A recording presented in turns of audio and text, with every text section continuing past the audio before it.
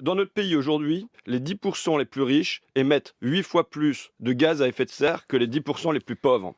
Il y a une injustice qui est une injustice économique, mais qui est aussi une injustice écologique. Et si on règle ça par des taxes, ça veut dire que c'est les plus pauvres qui sont les plus pénalisés.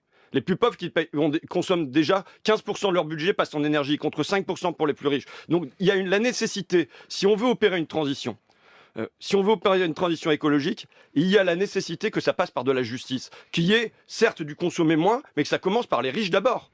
Dans les mains de qui se trouve la société aujourd'hui? Le CETA est passé à l'Assemblée nationale. C'est Jason Langrich, qui est un lobbyiste du pétrole canadien, qui a fait passer cet accord-là. On a eu le secret des affaires à l'Assemblée nationale. C'est le lobby de la chimie qui a fait passer ça à l'Assemblée nationale. Si jamais on veut un changement de direction, là on fonce droit dans le mur.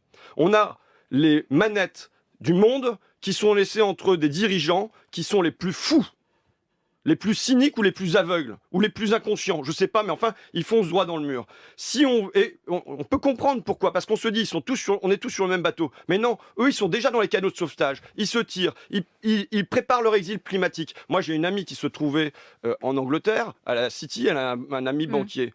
Qu'est-ce qu'elle revient en me disant? Eh bien, ils sont déjà en train d'acheter des résidences en Scandinavie, ils apprennent le suédois à leurs enfants, parce que là-bas, le réchauffement climatique tardera. Et on a des études, par exemple les études Andy de la NASA, qui montrent que dans les moments d'effondrement, les élites, elles s'effondrent avec 1, 2, 3 générations de retard. Donc ça veut dire qu'elles peuvent continuer à foncer dans le mur en retardant le délai. Donc si on leur laisse les manettes à eux, c'est mort.